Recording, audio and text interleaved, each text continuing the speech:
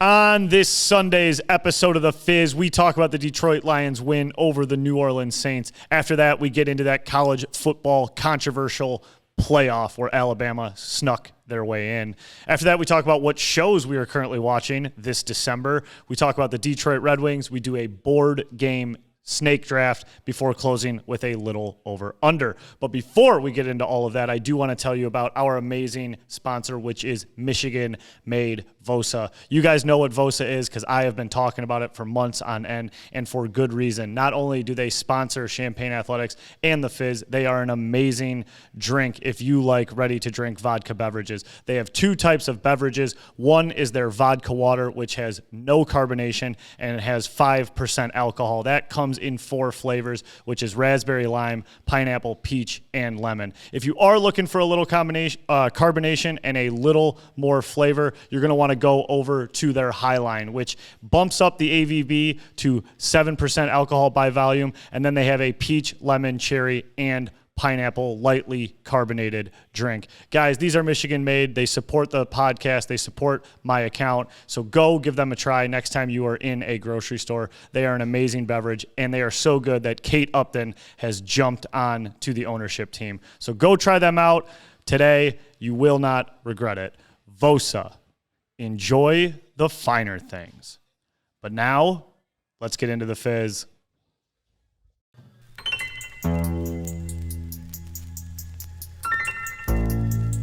Hello and welcome to episode 130 of The Fizz.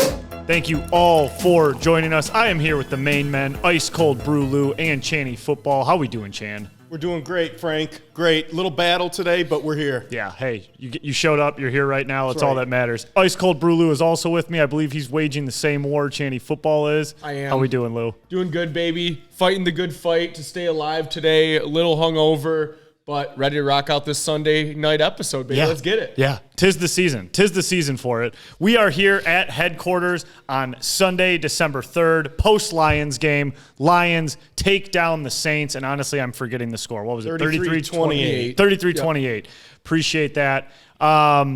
So I watched the game here at HQ. The boys, I think, got a little shut-eye in, rested at home, met me here to talk about the game. Guys, glad we won. Started off exactly the way we wanted it to, but I did not feel great about where we ended up. No, and, it's getting to the point where, wins are wins, but it's the same things that are happening. The defense, a ton of defensive breakdowns on 3rd and longs here. It's like they jump out to a 21-0 and then let off the gas. Like, when are we going to see a full 60 minutes? But with that being said, another win, 9-3, 1 win closer to taking down the NFC North. And again, it was better than what we've seen the last couple games. Amen. And I did see that this is the first time the Lions have been 9-3 since 1962. Yeah. Pretty long time. Yeah, but go ahead. No, yeah. I was just going to say, I agree, man. I mean, the defense continues to be a struggle for us. The more you watch these games, and New Orleans is not a good team. No. Let's be honest here. No. New Orleans is not a good team. Carr getting knocked out of the game, I hope he's all right, but that was a blessing for New Orleans. That guy fucking sucks. Like, he is terrible. They should have had Jameson the whole entire time, or Taysom taking snaps. But offense looked good. I feel like Jared was still missing some easy throws today, though. I don't know what you guys thought about his game, but yeah, I mean, I think from like 20,000 feet, like it's all fine. Like, we're 9-3. The Lions won, a close game on the road. They put up 33 points. I think from 20,000 feet, it looks all right. But obviously, we're like nitpicking everything. We're right now, as we're recording, we're watching Eagles San Fran. Right now, I just feel like both those teams would mop the absolute floor with us. Yep. And I think that's where Lions fans are just thinking. And when you think back to kind of like the beginning of the season when we were really cooking with gas, there is just some like glaring flaws with the team. Like, awesome start to the game. It was 21-0, but as soon as we got up, it seemed like the team immediately pulled off the gas. And the thing that bothered me the most was Aaron Glenn just like stopped sending 5 or 6. Yep. He dropped back into that soft zone, and it gave a quarterback like Derek Carr, who's arguably a bottom 5 quarterback in the NFL, room to actually operate. And Kamara just ate us alive with checkdowns. Yep. I agree. But, hey, rookies looked good again. Laporta, career day for him, 140, touchdown.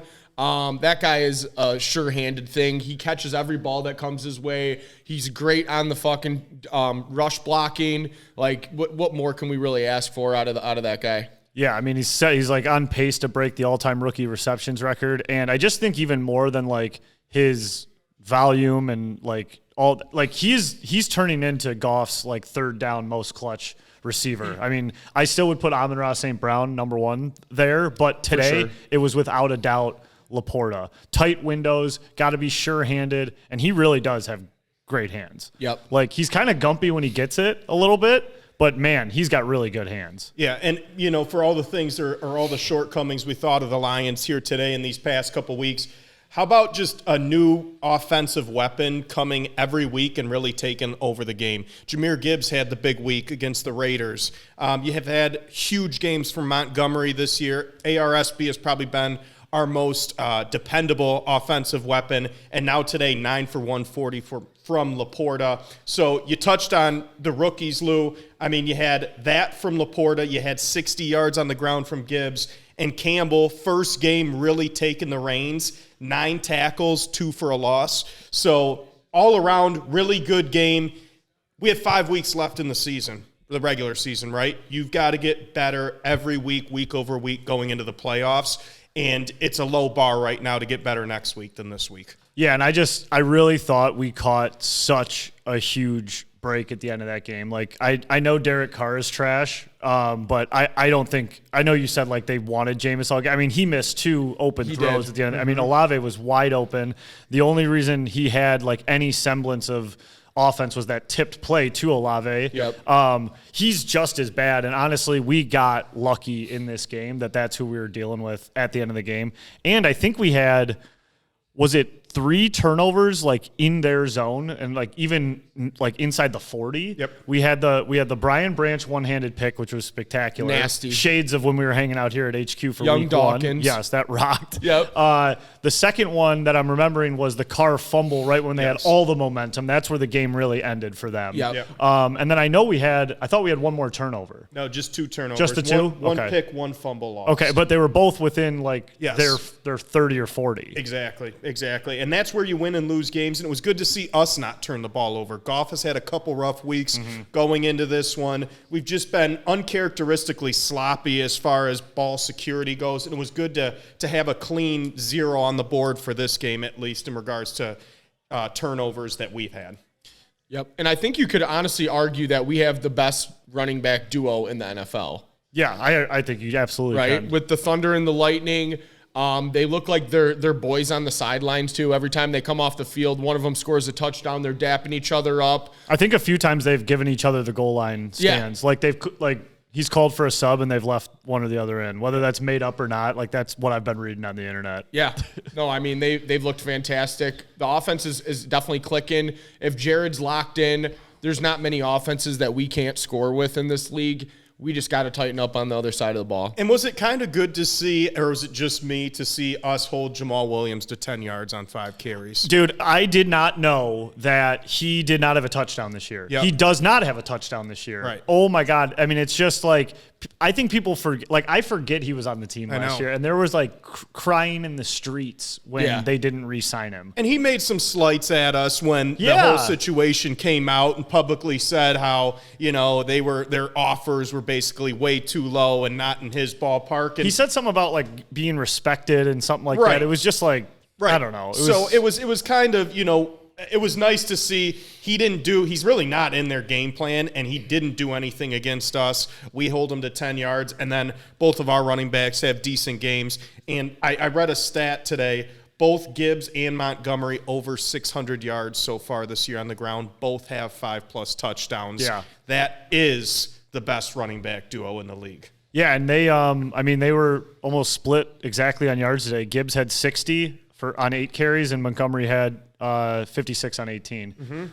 So, it's so nice to have those two in the backfield. One thing maybe this is old news, but I think I just didn't want to admit it. But, dude, Goff does not throw spirals. No. Like, I feel like he throws a lot of ducks. He kind of reminds me of like a Peyton Manning at the end of his career type deal balls. Yes. Dude, he throws like a lot of ducks. They're not pretty. No, they're not. And even like I'm just thinking of like specific plays during the game. Like I think peak nervousness for me was when like Goff did step up when it mattered most. Even when the play wasn't successful, like he jumped up late in the game with like 4 or 5 minutes left, jumped up in the pocket and then bounced that one right off Montgomery's face. Yep. That's when I got a little nervous. Yeah. And then that's when the Saints proceeded to bail us out. But he made that throw. He made the big third down to Laporta. Yep. And then the Jamison Williams touchdown, he was the lead blocking too. After that reverse, he came up and he was picking up guys down the field. I didn't even notice that. Yeah. I was just staring at J-Mo fly through the air. Yeah. That was unreal. Big play at the end, too, on 3rd and 8 with Reynolds. Only catch of the day. When he stepped up, that was Goff, kind of in a pressure situation, throwing a good ball. So all in all, good to see Goff play a good game. You know, he had a QB rating of over 117. Yeah, that's pretty no good. picks. No mistakes, exactly. A little nervous, though, moving forward. Ragnow, we don't know the severity of his injury. He is the captain of the line. He is the center. He does make the calls. So I want to wait and see how serious that is because that could have big implications for us moving forward into the final quarter of the season. Yeah, the only thing on our side there is he's like the grittiest guy on the team. Yeah. Like he has been on the injury battles. report every single week since we drafted him and he still plays. Yep. So next week, Chicago Bears. You want to think it's going to be an easy one, but I don't think there's going to be any easy games throughout the rest of the year. Nope. No. This one felt like it was going to be just an absolute, blowout, and it was awesome how we started, but just gets all tight at the end. And I don't know, that defense, it spooks me. And I really think we could use Gardner back, CD back. Yes. I think he would be a huge boost just for like pure energy levels and like, I don't know, attitude and identity, all of that. we just always seem to struggle with mobile quarterbacks. I mean, even today, Taysom Hill, I think, had about 60 yards and a touchdown himself on the ground. And when he's in the game, you like think 90% of the time he's running the ball, and we're still having trouble stopping it. Yeah, and he had a bomb pass that was just like a little underthrown that Kirby was able to get a hand on too. But I mean, the fans were booing in New Orleans like as soon as Carr came in, and like that. I mean, I was grateful they didn't keep Taysom in because like I really think we would have been in a lot of trouble. Yeah, it was going to be a tough game. We didn't really prep for this, but have you guys heard on James Houston? I feel like it's kind of gone radio silent on when he's set to return. If there's a date, I can't find anything saying he's getting better or he's expected back by X week. Like it's kind of been hush-hush, and he's been out since week 2 now. He's been out 2.5 months, which is longer than they had originally expected. I think it was a 6 to 8 week injury was the original diagnosis. So, between him and CD, that will help us. Yeah. I don't know if that's going to fix us, but it should help us here going into the playoffs. Yeah, it says still a few weeks away, at least a few weeks away. What was his injury? I'm looking right now. Okay. I don't even know. To be clear, Houston played 21 snaps week 1 in the Chiefs. Isn't it a knee? Given the ankle, knee. It was a leg injury. I know that for sure. I'm scanning right now. I can't find it. I think it was an ankle injury, to be honest. But nonetheless, either way, yeah. They're going to have to play much better going into the playoffs. But the good thing is we still have 5 weeks to right the ship, and we still got some tough games to tune up because we are going to win the division and we are going to have a home playoff game. And who knows? Maybe that's just who the Lions are. Maybe they just play to whatever the level is and they just hope to play a touch better. That's right. The only real, blowout, well, the Ravens game, and we've blown out a few teams, so never mind. Just disregard that. Yep. How about that chain guy on the sideline today, dude? That was nasty, bro. They like moved the camera over to him. It looked like his leg was like barely hanging on by a thread. Dude, it was bad. Yeah. That was like the God, remember that basketball player who took that shot and his leg? Kevin Hart. Kevin Hart. Yeah. Kevin Ware. Yeah. Yeah, dude. Like that was gruesome. That was very brutal. Yeah. Did not enjoy that one bit. Speedy recovery to the gentleman. I know he's a big fan of the Fizz too. So if you're listening, buddy, we wish you well. Yeah, nothing else really big around the league. Honestly, a bunch of snooze fest games. I do think we should talk about the gutless matchup of the week that you discussed, the Patriots-Chargers. Oh, my God. Chargers won 6-0. Fire him immediately, dude. He won. I know, but it doesn't matter. You can't score a touchdown against the Patriots with that offense. You're fucking sick in the head. Yes, I had Eckler anytime. Okay, what the fuck's going on? I mean, this game, we knew it was going to be gutless. 6-0, and we're getting a follow-up of the Gutless Bowl 2.0. Patriots at Steelers Thursday night. You want to talk about gutless. We were talking about it before the show. That might be the lowest over-under in NFL history. It's going to be around like 25-30. It's going to be like Iowa versus Minnesota over-under. Oh, God. Yeah. Steelers get fucking ran out the building today against Arizona. My fucking survivor pick. Arizona hadn't won a game on the road all year. Boswell hasn't missed a kick all year. Both of them happened. Cardis win 24-10 in fucking Heinz Field. Kenny P hurt. Just Trubisky's trotting in there. There was like 4 weather delays. That game just sucked if you were a Steelers fan. The other gutless game today was the fucking Jets and Staring Falcons. Right at it. Yeah, that baseball score. Dude, it was like 2-0 at half. It was 10-5 or something at one point. Braves versus Mets. Dude, just absolute dog shit. The Dolphins fucking curb stomped the Commanders. The Broncos lose to the Texans. The Texans seem to be a real team now. Yeah. And then we just had like an incompetency battle between the Colts and the Titans, where the Colts are 7-5. I know, and they're 5-1 on the road, and they've done it all with Gardner Minshew. I swear that guy just wins. He's a baller, dude. He balls, dude. He's a gamer. I like Gardner. Always have, always will. He lived in a van for a while. Do you guys remember that story? Yeah. Saved all his money, vanned it. Yeah. That's what you got to do. Your hero. That's what you got to do to be successful in the NFL. You get a van. You pack all your shit in the van and you live on the road. That's the key to success in the NFL, according to Ice Cold Brew Lou. You understand? All right, so Lions next week. We got the Bears on the road. I got to imagine the Bears are still pretty salty about that last game. Any divisional game in Chicago is going to be a tough one. It's going to be a cold one. Goff's little fingies are going to be all chilly out in the windy city.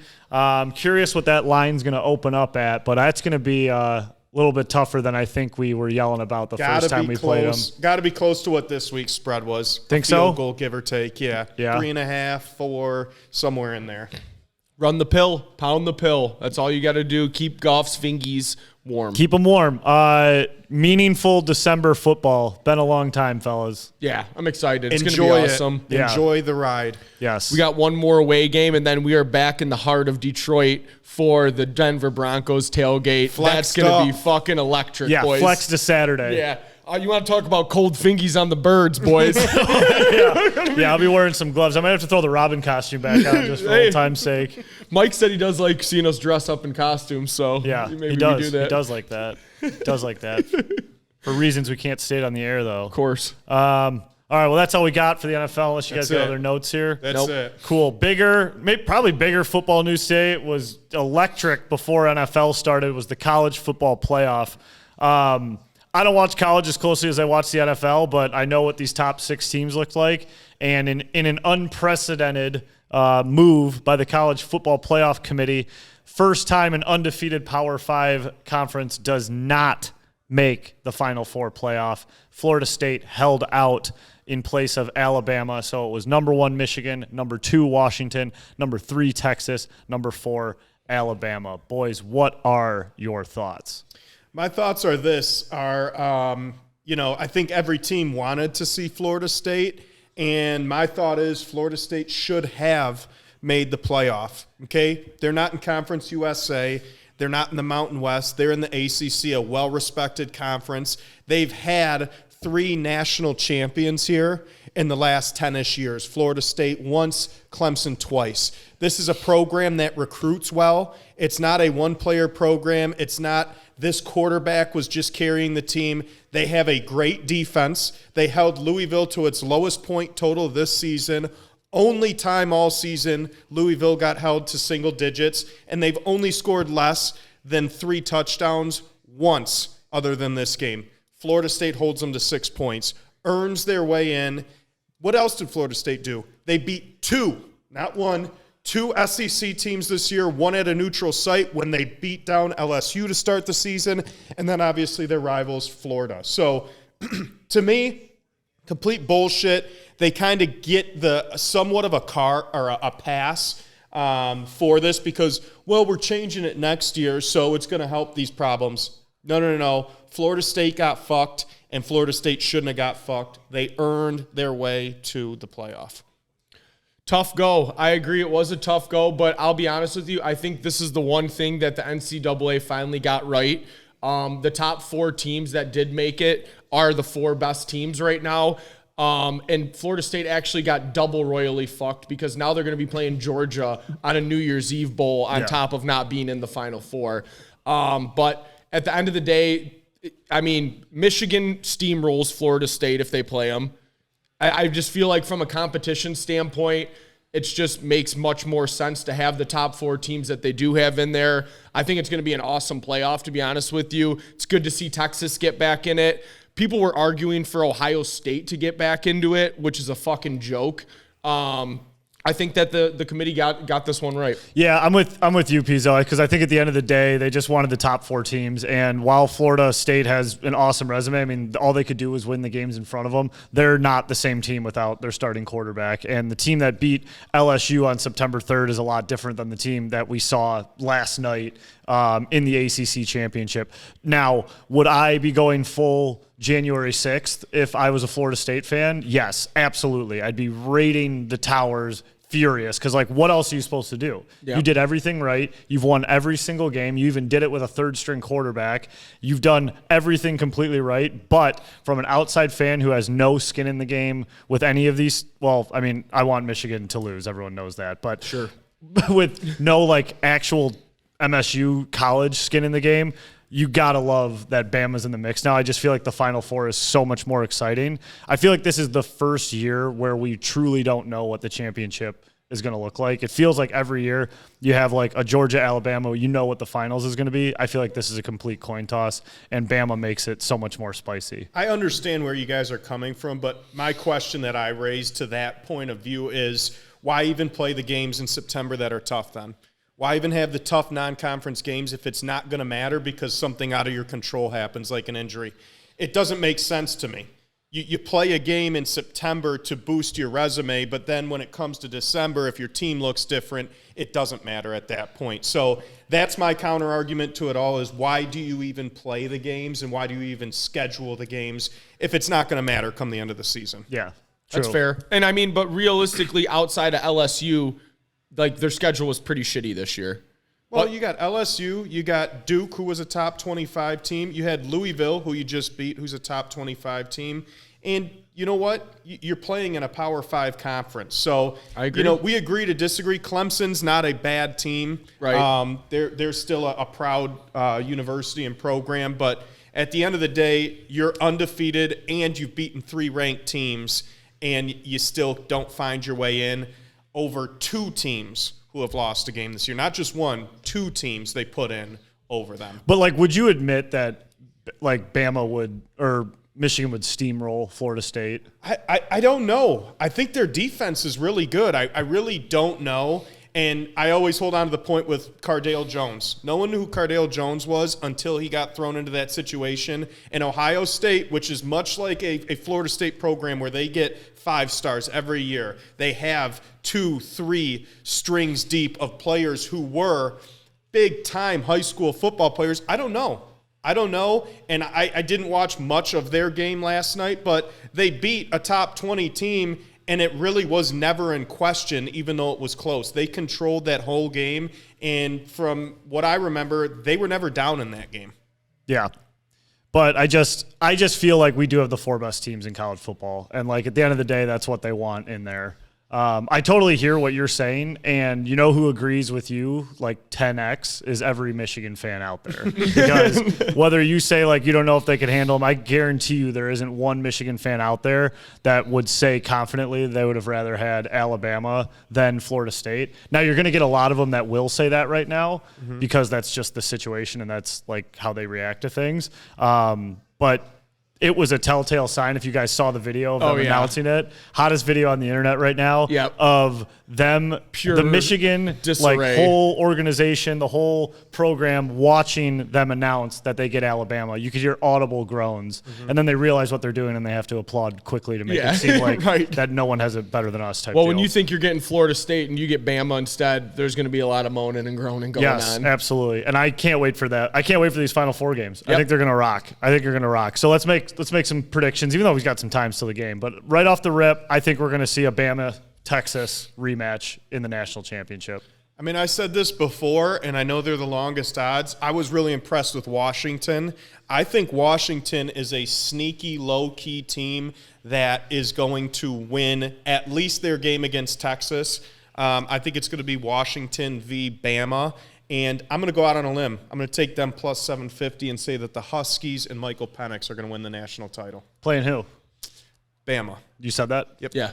Wasn't paying attention. Sorry. Wow. I would honestly, Texas and Washington have been two teams that I've watched a lot this year, a lot of their games, and I like both of their styles of football. I think that they're both very high energy on the offensive side. They sling it down the field. I'm a little bit worried about Washington on the defensive side of the ball playing Texas.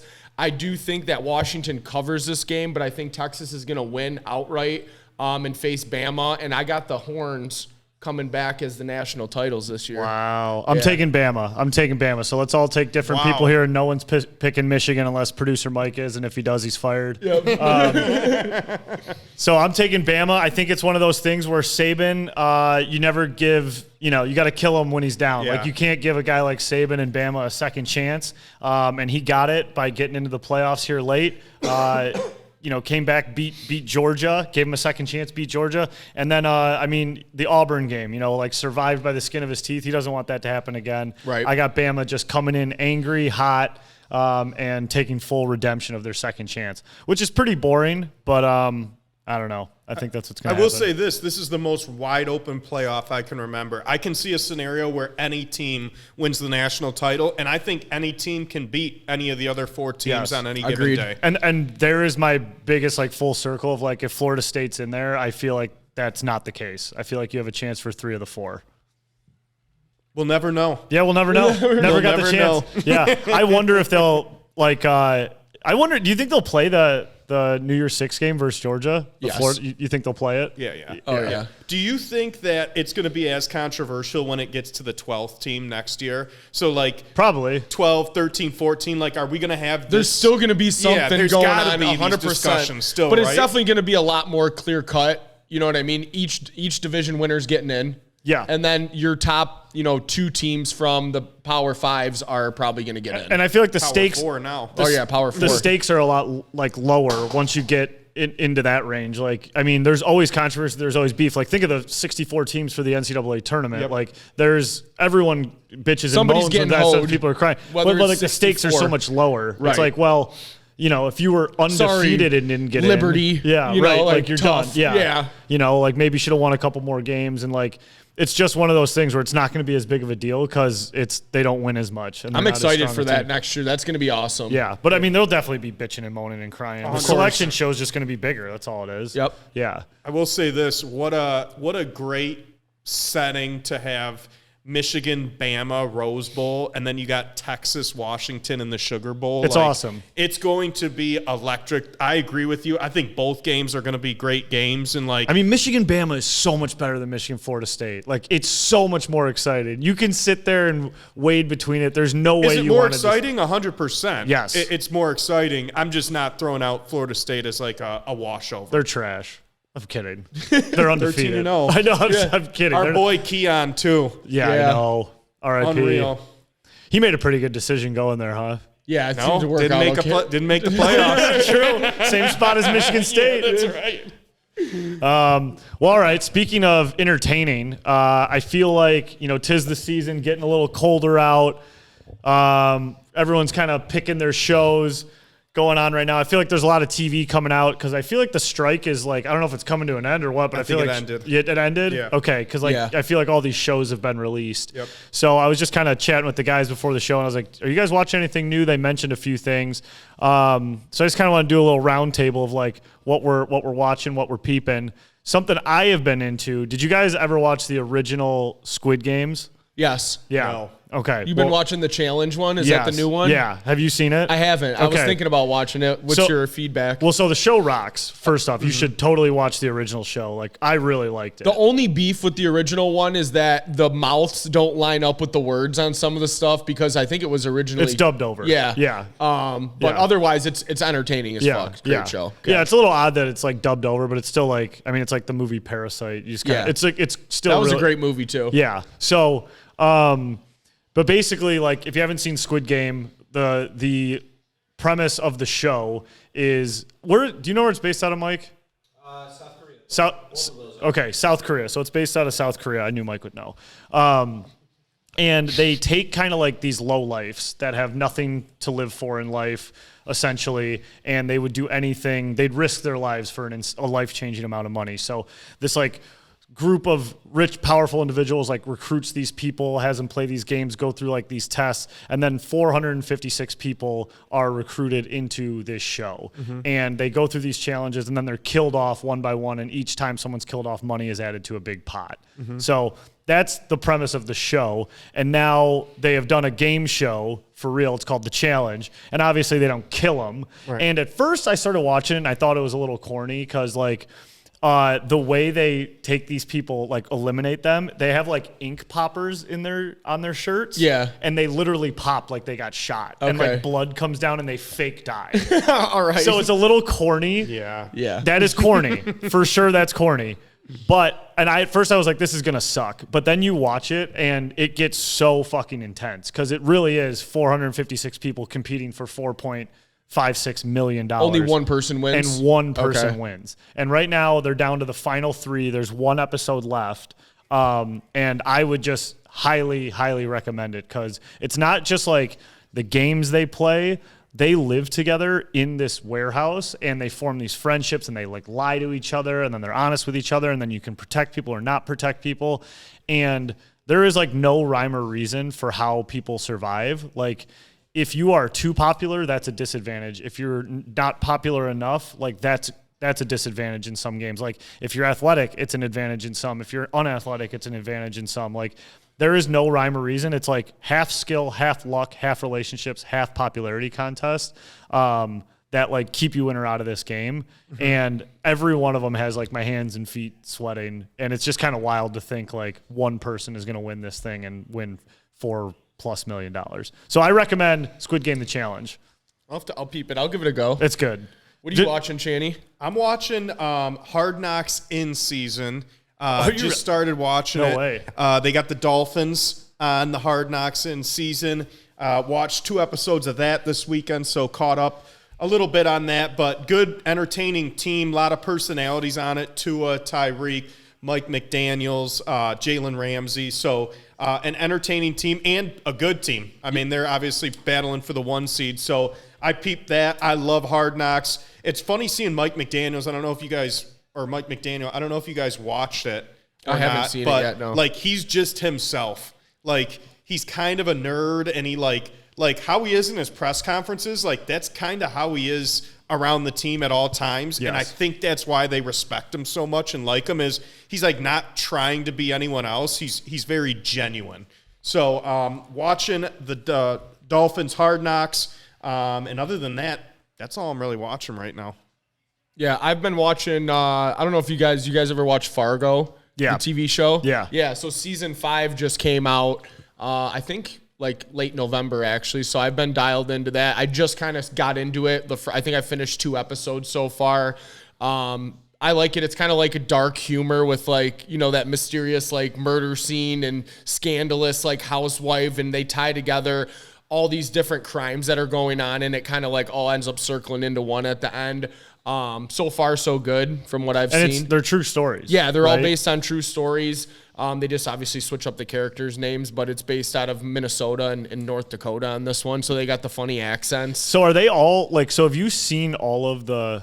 I've Fargo's? I've seen the original movie. Yeah. And then I've seen like season 1, 2, and 3. I actually have not seen season 4. So are they all based out of Minnesota, South Dakota, or South that Dakota? general area? Yeah. I think this is the first one that was Minnesota. I think the other one was more in the Dakotas more. Okay, because I saw the first one with Billy Bob Thornton, and I haven't seen one since. But I'm watching this one. Yeah. John Hamm is in it. Yep. Yeah. No, it's pretty good. It's entertaining so far. I like it. Yeah. Yeah.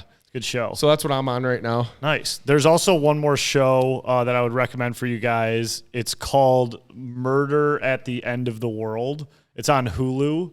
I feel like there's 4 or 5 episodes out right now, but essentially it's like, picture like the Elon Musk or like a Jeff Bezos type rich guy, like puts together this like mega team for like a conference, and it's like an innovation conference, but it's in like Iceland. It's in like the most remote area of Iceland, and it's like this big snow fortress.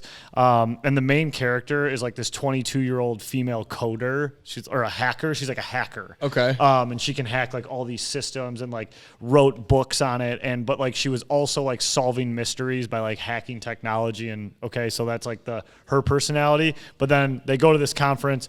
2 people have died, and like everyone's trying to figure out what's going on, like who's at the helm. It's like a whodunit type deal, but it's a very like almost like a futuristic whodunit. So what's this one called? Murder at the End of the World. Murder at the End of the World. I think, or like something like that. Murder at the End of the World. It's on Hulu. It's a good show. So that's what I'm into as well right now. All right, nice. Yeah, nice. not bad. Yeah, we're getting into show season here. No more college football for a month. Mm-hmm. We got NFL. We still got our Red Wings balling out. I know Channy's still dialed into the Pistons over there. Dialed in. No, you're dialed. Tone. Nice. That was good. That was good. But yeah, speaking of the Wings, I do want to talk about the week that they just had, because very exciting stuff. Obviously, we like went loads to the ceiling for Kane last week. And then right after we recorded that episode, it went New York Rangers. Well, we were recording during the New York game. Yeah. So we recorded during the New York game. Wings ended up losing that one. That was a shit loss too. Unreal. Yeah. Really shitty loss. I thought the refs stunk. Yep. Kind of had some sloppy play. But honestly, it was pretty forgettable, because the next day they just came home and Throttled them. Yes, pumped the Chicago Blackhawks with like Kane overlooming the whole situation. Fabry probably had the goal of the year. Yeah, that was nasty. Dude. That was all over like spitting chiclets and everything too. Walked him. And then Mickey Redmond said the defenseman's jock was hanging from the ceiling. And I watched that whole game like very intently. And in between the first and second period, they didn't cut to commercial at all. It was just Mickey Redmond sitting with Steve Yzerman and asking him questions. And number one, I think Yzerman is so like methodical with how he answers stuff. He talks a lot without saying a lot. Yeah. Like, and Mickey just kind of like says like, what happened with Patrick Kane? He like goes till like literally the next intermission starts. He seriously like would talk forever, but Yzerman just kind of laid out the whole process, said, I was one of the only ones to meet with him face to face. And then the biggest thing was just like this medical team he put together, where he was like with the medical team most of the time, like watching, pacing his recovery, blah, blah, blah. And like, he just instilled so much confidence in the decision, at least for me personally, like watching Steve Yzerman say how much he believed in this pick. I just thought that was like the coolest thing ever. So like watching that Red Wings Blackhawks game was like pure crack. Pure like elation. just beating up on our least favorite team while being in first, like not first place, but third place while they're in last. Yep. And we just have like one of Full their best throttle. players of all time. Yep. Yeah. Absolutely. And a lot of the guys that aren't like our superstars are stepping up. Like Sprong has looked unreal. He's firing on all cylinders. Veleno has looked really good the last few games. Fabry, I know we mentioned. We finally won a game in overtime. Yes. Finally. Montreal. Was that yesterday? Yes. Yeah. One cool moment from that Montreal game I wanted to mention. So Wings came out like fucking gangbusters. By the way, my bet, Cooking with Gas, 3 goals in the first period. Oh, boy. So again, if they're not the favorite, take them 1.5. So Wings or if they are the favorite, take them 1.5. If they're not the favorite, take them 2.5. And you're going to get close to even money every time. But the Wings are putting up 2 goals in the first period, and you're cruising. Anyways, Wings beat Montreal, and one of the coolest moments of that game was Kane was in the booth with Ken and Mick during the second period, I want to say. and they were talking about it, and they just said, like, it'd be pretty cool if DeBrincat got his 200th goal with you standing here, and sure as shit, a minute and a half later, That's sweet. DeBrincat popped in a nice one-timer, almost like a vertical pass from Sider, one of the nicest passes I've seen this year. Put it in, got his 200 point with Kaner in the booth with Ken and Mick, which I just thought, like, to me, I was like, this is kind of the highest I've ridden the Red Wings in such a long time. Like, Kane's in the booth, Wings are winning. DeBrincat's got his 200th point, who's our second biggest signing next to the guy that's standing in the booth. And the Wings have won 5 of 6 after Wallman buried in overtime and did a full-on gritty. Yeah, which was just that's his move now. Bonkers, dude. And not as like as big of a hockey guy as you guys, but what I like seeing 86 goals for, that's the most out of any Eastern Conference playoff team right now. Yeah. So their offense is obviously Humming. clicking right now. And then looking ahead to their schedule, their next 4 games, the next 3 at Buffalo, home against San Jose, home against Ottawa. You're probably favored in all 3 of those games, I would have to imagine, before heading to Dallas next week. But you look at this week's slate, Tuesday, Thursday, Saturday, none of those teams are better than the bottom 3 in their respective conferences. You got to think the train may keep rolling, and then you add Kane into the mix in about, a week or 2 here? No, buddy, I think he's coming Tuesday, back for right? Buffalo. Wow. That's what I was going to say. Yeah. Like, I get like chills. I'm seriously so fucking excited. I'm going to give away, anybody listening right now, be sure to watch the stories. I'm giving away a Kaner jersey. We're going to raffle one off. I can't wait to do it. Probably slip another one in the cart for myself. Yeah, we'll see. of course. Expense it. Who cares? Don't worry about it, Jerry. Thanks, Jerry. Yeah, Jerry. Jerry, don't listen to that. Bitch. But yeah, dude, I think he's coming back versus Buffalo on Tuesday, and he's from Buffalo. It's going to be a whole fucking thing. Can't wait to see it. And I know he's chomping at the bit to get back. So the Wings just have me super excited. One thing that doesn't have me super excited about the Wings, though, Husso is not playing too great, but Lyon's playing awesome. So I'm curious to see how the goaltending battle plays out. It'd be kind of interesting if our third stringer became our starter. For sure. You got any games on the docket coming up that you're looking to get down to LCA for? I had nothing specifically planned, but one like way ahead, and it might. We got to see if it works. But Sunday, I think February 25th. Whoa. Okay. Yeah, Well, I'll tell you why. I'll tell you why it's circled. It's Kane's return to Chicago, first time he's ever played him, and it's Chelios retirement night. Oh, wow. I might have mentioned it on the last one, but yeah, Chelios. It's Chelios retirement night with Kaner's. I think first time ever playing the Blackhawks, because I don't think he ever played them on the Rangers. Yep. I don't think either. Yeah, so that's when I got circled. That's in Chicago. That's obviously. in Chicago. Yeah, February 20th. It's a Sunday, 6 o'clock. That'd be pretty sweet to go to that. Yeah, you got any booked? Yeah, me and Channy are actually going with a couple people. Hockey guy. New Year's Eve. Yeah, Channy hockey guy over here now. We're gonna go to Boston? Boston for 5 o'clock game, and then Boston hit a on dinner. New Year's. What do you think? Couple of pops. Oh, buddy. You guys gonna keep it? Yeah, you guys gonna Buddy. keep? Yeah, over under from last night. What do you think's gonna be a wilder night? Probably gonna hit the over on that one, and I'll probably just watch the game, couple waters, and head home after the game. Keep it You know clean what I into mean? the new Yeah. year, New Year's That's it. resolution. Maybe a game of Uno. Yeah. Something like that. Yeah. You know. Ooh, So I see you teeing up the transition. Wow. Yeah, That's a good look at Lou. segue. Yeah, normally it's you and me busting our balls. I know. Yeah, with That's these a good transitions. segue, Lou. Take it, Channy. All right, so today we are playing the game of what is your favorite?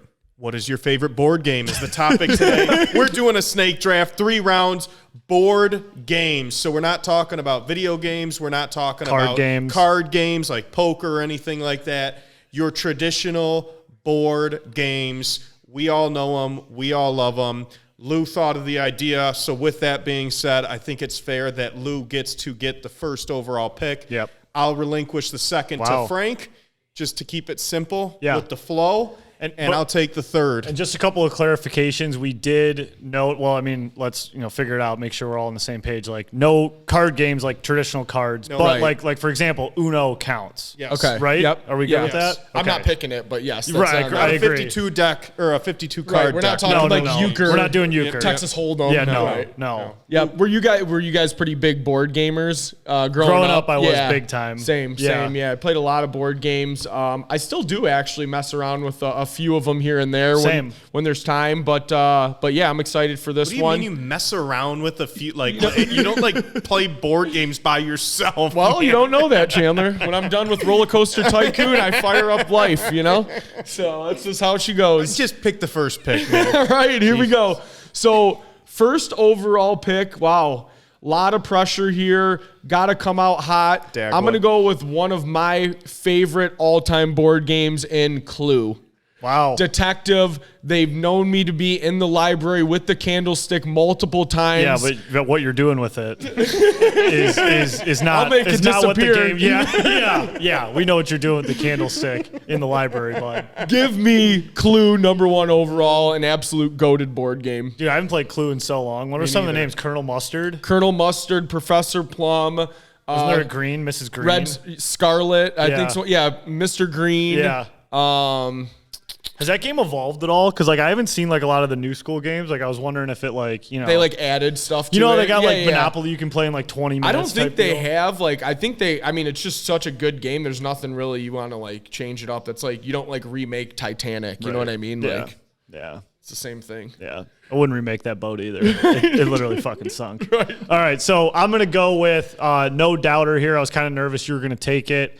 But I still am big sorry guy. Wow. Love that game. Great game to have with a foursome. Grab some drinks. It gets real ruthless. Oh, foursome. Yeah, easy, buddy. With the candlestick? Yeah. Grab the candlestick, grab 3 friends, lay the board out, see what happens. My favorite thing with Sorry is when you land on the sliding thing and somebody's piece is at the end and you fucking railroad it off the board. It's such a great shit talking game. Yes. It's such a great disrespect game. There's no loyalties. It turns chaotic when you got 4 people going. Not a ton of strategy, but if you know how to play, there's definitely a little strategy behind it. Yep. Love Sorry. Yep. All right. Did you hear that one? Is that trouble? It's trouble. That's a good sound effect. That is trouble, boys. Give me trouble with the 3rd overall pick. Talk about electric. When you get a log jam at the end of the game and you got to hit a 1 to get into the safe area and you got everyone gunning for you. You got to hit, the 6 to come out of your space to be able to get out. You're never dead in trouble. You can be way behind. You can get booted back into your own bench and it totally flips the game. Love me some trouble. I'll take trouble 3rd overall. And with the 4th overall pick, I'm going to go with the classic. We all had it growing up. One of the oldest board games. Give me Candyland. Wow. Candyland is a great game. I played that a ton growing up. I'll say when I was a kid, that was probably my favorite game. I was looking at, when board games, things about it, when doing some research on it. It was created in 1948. Wow. That's I didn't know crazy. Candyland was that old. Me neither. I didn't either. Yeah, we're approaching 75 years right now on Candyland. So give me Candyland with my 2nd pick. Can you guys name any of the characters from Candyland? No. I used to know them too. Spit some out, Frank. Well, here we go. So there's King Candy. Okay. All Makes right. sense. Mr. Mint, who I think we all big candy cane guy, Mr. Mint. There's Peppermint Beaver. Wasn't there a gumdrop something? There's Jolly. He kind of looks like a gumdrop. Oh, okay. There's Lord Licorice. I said Peppermint Beaver, right? And who could forget Grandma Nut? So we got Peppermint Beaver, Grandma Nut, Lord Licorice. Hold on. There's a bunch of them. These are great. See if there's more here. Peppermint Nut. Looks like there's Grandma Nut. Princess Lolly. Foursome. How was she looking? Yeah, I don't know how the board game chat got this. We had the foursome thing, we had the candlestick, and now, and it looks like they just have kept adding characters. They keep adding them. Trying to see who else we got here. Who's this woman? Ice Cream Peaks. That's a new town they added. Oh, Wow. okay. There we go. It's evolving. It No, is. It's not that's the how original 1948 Gumdrop version. Mountain. Gumdrop Mountain. Yeah, so those are Okay. the lands. Yep. So yeah, a lot going on. Who's Frostine? That's another chick in the game. Queen Frostine. All right. Anyways, I'm up here. Okay, so for my next pick on the board games, I'm gonna roll the dice here a little bit. Hope that I think one's gonna stick around. But I'll take a traditional here. We'll go Battleship Damn, Oh, yeah. that was on mine. Yeah, Battleship, Great game. easy setup, not much to it. Sit down, start firing away. Yep. No worse feeling than when someone's like tracking one of your ships down and you're just going down one by one. And you're just like scrambling Helpless. to find one. Yes. So when you play, if you hit a ship, do you continue to look for other ships and then go back to sink that ship, or do you finish off the boat before you go? I clean them down. Yeah, I clean clean the it shit up. off. I clean it up. Yeah. So You guys suck at the game, obviously. no, pretty good. And actually, to come full circle in that Squid Game I was talking about, they do like a human battleship. Okay. And it's pretty cool. Nice. One word of advice I learned during it: if you're playing like a novice of the game, C3. They'll always guess C3 if they don't know how to play. Okay. It's like the most guessed square in Battleship. Really? So don't put a boat in C3. I'm like unreal at laying out my boats and that when like I the was beginning, just about like, to say thank you for taking Battleship, so we didn't hear how Lou's like a lieutenant, And he's still like coming in and to he trying still to do does it. it. I'm Like, gonna he's- railroad your I mean, it's combo. just, did you expect him to be like, oh, I'm not that good at Battleship. Like, I ride but the he's a- seas. I yeah. made a pirate song one time. He's been known so far in this game. He's been known to be a good detective, and he's unreal at laying out his ships. Correct. Both seem to be true. No, they're not. If we were on Maury, that would be a fact. We should just play these games for one of the shows. Just play them. Absolutely. if we were on Maury, go ahead, moron. That'd be good content. People All right, watch here we this go. before game. Let's kick it back to a classic 1956 legend game that actually taught me a lot about poker, playing cards, Yahtzee. Yahtzee's a good game. Yahtzee's a great really game. good game. I Good actually value still there. play Yahtzee at a lot of family parties. We gamble on it a little bit, $5 a head. It type is the deal. intro to gambling. Yep, It's like it the is. training You wheels to learn- gambling. You learn the full house. You learn the four of a Yes. kinds. All the straights and good time, great game. Give me Yahtzee, boys. I love Right. it. Go ahead, Lou. You got the first pick of the final round. Okay, love it. I'm going to go out here on a limb. This is one of my favorite games. I still play this to date with my girlfriend, actually, Categories. Great game. Yes, a lot of fun, lot of thought needed. Just things that I'm good at, Frank. You understand? No, any if there's thought. there is not a lot of thought in the things you do. So I don't believe that. Grade with word. There it is. Great with words. I'll help you out there, bud. Remember Slack and Flack?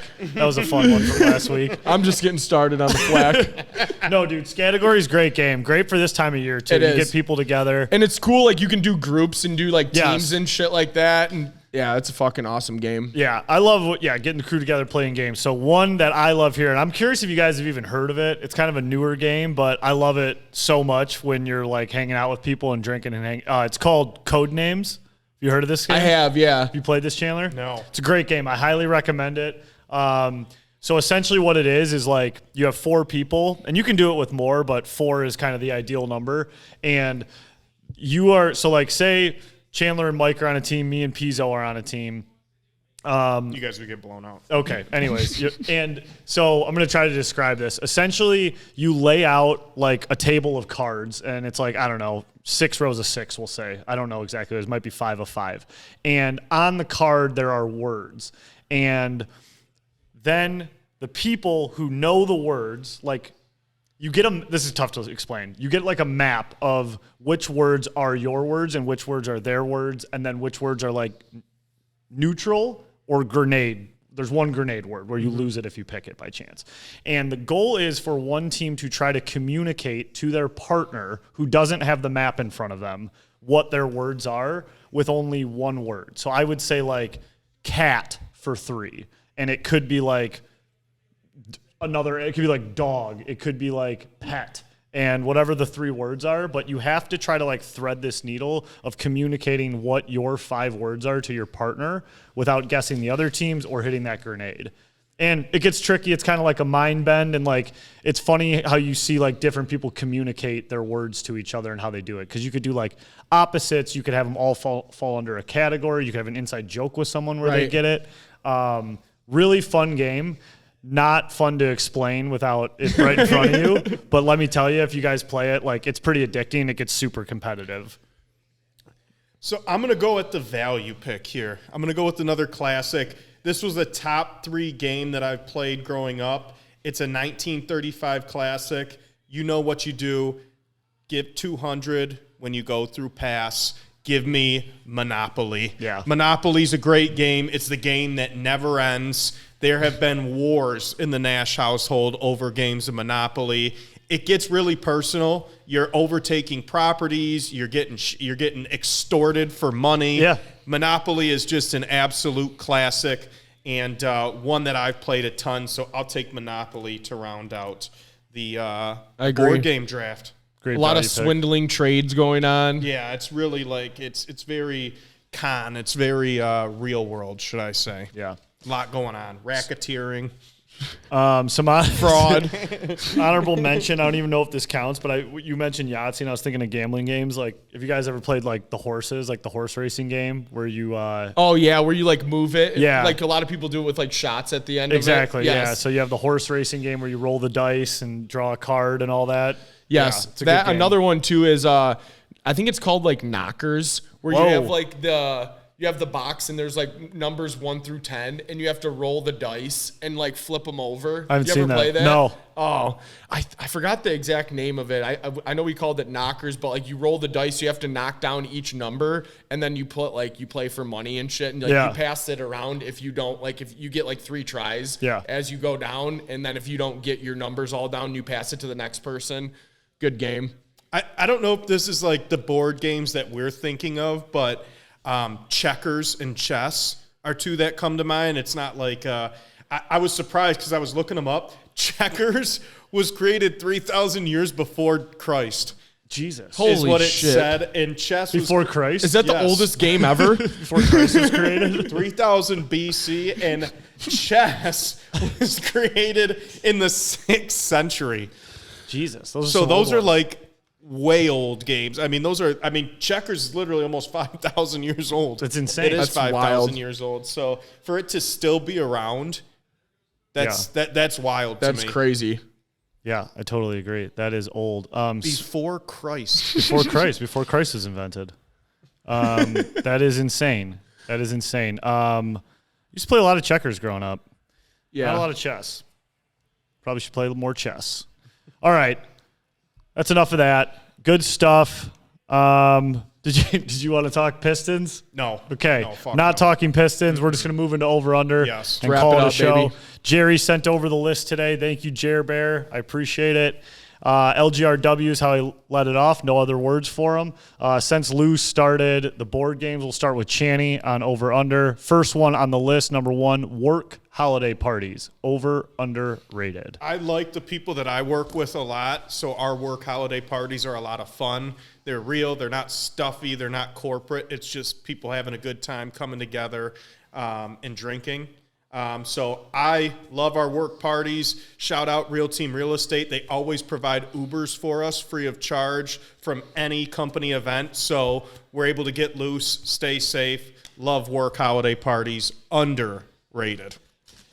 I'll agree with you. I think it completely depends on like where you've worked and what the holiday party consists of. You know, if it's like a half-hour lunch in the break room, you know, it's not too fun. But I've been fortunate enough to work at some places with some pretty good holiday work parties. So I guess my experience has been underrated for holiday work parties. But I know like it really just all depends on where you work. Yeah, I agree, boys. I'm that'll be 3 in a row here. Underrated on my end. I haven't had any this year because I'm doing my own thing, but all the companies that I worked at before this, like I've always had a great time at the holiday parties.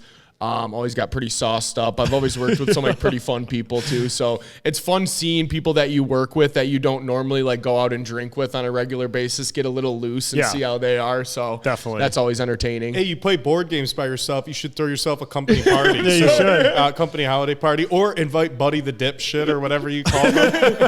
We're going to have a nice holiday party with Buddy the Dipshit and the whole crew. Buddy the Dipshit's like an inside joke from like a snap you sent like Yes. 20 people. So no, it's good for the okay. Anyways, Good radio. Number 2 on me, this college football playoff. This college football playoff is completely underrated for everything we just talked about. It's actually like my favorite, most exciting Final Four that I have seen. Obviously, I loved when Michigan State was in it, but you know we just got the doors blown off of us. So I think this is the most competitive one we've seen. A lot at stake, a lot of controversy, a lot of big names. Underrated. I agree. Very underrated. I think this is going to be an exciting Final Four. I am jacked up to watch some good football here, boys. Underrated. I hate when we're all in agreement, but I think you guys said it perfectly. Underrated. Number 3 on the list from Jerry here. Good that Lou's leading this one off. Outdoor sex. Having sex outside. I just went camping. Does that count? I think so. Okay, if you're in the tent, it's good then. That's outdoor. I would. You tell me. I'm not a camper at all. Underrated then. Let it ride. Let it flow. Let the wind blow through your butthole and all that good stuff. Rock and roll. Keep it outdoors. Keep it fresh. Underrated. And all that good stuff. I'm just going to go overrated. I kind of am a cleaner guy, and I don't do the wind through wherever, so overrated. Keep it outdoors, keep it fresh was, I believe, was the line. I'm going to say overrated as well. I'm an indoor sex kind of guy. Don't really go outside for that. There's a lot of things going on. What was it? Keep it fresh. Keep it fresh outside. Have to. Yeah, there we go. Okay. Number 4. Thanks for that one, Jer. Number 4, Gatorade. Channy. Gatorade, underrated. Gatorade was probably one of my favorite drinks growing up. Actually just gripped a Gatorade up yesterday and sucked down a Cool Blue. So I love me a good Gatorade. My thing, though, you got to add a little bit of water it down a little, make it a little less thick than the original Gatorade. Underrated. I couldn't agree with that more, and I get a lot of shit for it. I always water down Gatorade. I think, the number one consumer of Gatorade Reign when it was out, and then after Reign rebranded to G2, that was all I drank because I like it not as like syrupy and sugary. Gatorade is underrated. Goat drink. I don't get it as much as I used to, but like whenever I have it, it's always a nice little treat. Underrated. Shout out to the Gatorade in the can too. That's one of the best versions of it. Yeah, that's the best. Yeah, I'm with you, boys. Underrated. Great hangover drink, too. Nothing better than an ice cold. I like the purple one is my favorite, and I like the classic lemon lime. Oh, yeah. I'm a blue guy. Cool Blue, or there's 2 of them. Fruit Punch, I like. The red one. I'm not a huge red guy. I'm not Lemon either. Lime, I like. Yeah, lemon lime's good. I like them all. Purple G2 is probably my favorite, though. Okay. The Reign. Yep. The Reign Rock. All right. Number 5 on the list. Who is it, me? Mm-hmm. All right. Number 5 on the list. Number 5, Christmas stockings. Christmas stockings are underrated. Stocking stuffers get a lot of good stuff in there. Parents always made sure the stocking was not neglected growing up. I try to do the same now. A lot of fun stuff in there. Stuff you probably don't even think about. Get a nice pair of socks. You got to have the stocking. Stocking should not be overlooked come Christmas. You can have some good stuff in a Christmas stocking. Underrated. I'm with you, Frank. You always get the like toiletries you don't think about. Maybe a cologne. Yeah. Maybe some gag gifts. Yeah, some funny gag gifts. They're nice over the fire. You get a fully loaded sock. As a kid waking thick up. Sock. It's a nice appetizer to the main event. Yes. Before you open up your present. So underrated. Yeah, I'm with you guys. I like them as decorations. We have our stockings up on our mantle right now, and I like the idea of it. I used to get candy, too, in my stockings, which I loved. Definitely. So between that, like Hanes T-shirts, boxers, little shit. Like you said. Yeah, like you said, like cologne, like shit like that. Mm-hmm. Like, I like it. And like you said, it's like the appetizer to the main event. So for me, stockings are a must, and they are underrated. Yeah. Easy way to just add more gifts, significant other, load up the stocking. Yep. Shows you care. Agreed. 'Tis the season. All right, boys. Well, that's episode 130. Great talking to you as always. Big week this week. Wings are going to Buffalo. Lions preparing for the Chicago Bears, and everyone's gearing up for the holiday season. Craziest time of year. Gonna lose track of like time and space, I feel like, here pretty shortly, but looking forward to it. So thank you all for listening. As always, go tell a friend about this, spread the word, follow on all the socials, and then check out the store as well. We appreciate you guys. Stay safe this holiday season, and we will see you this week. I think later this week. Yes, we will. This week? This week. Later this week. We will see you later this week. Have a great week, everybody. Peace. See ya.